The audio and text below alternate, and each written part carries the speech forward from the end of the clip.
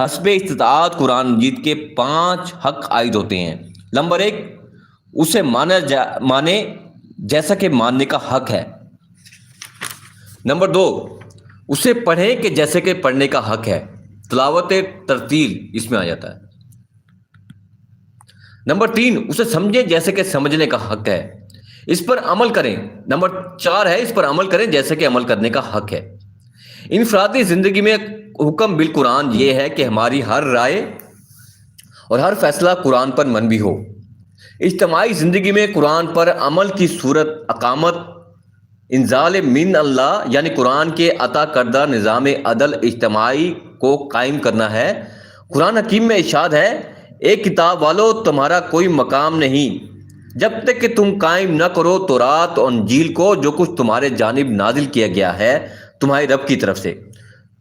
قرآن کو دوسروں تک پہنچانا، اسے پھیلانا اور عام کرنا، ان 5 عنوانات کے تحت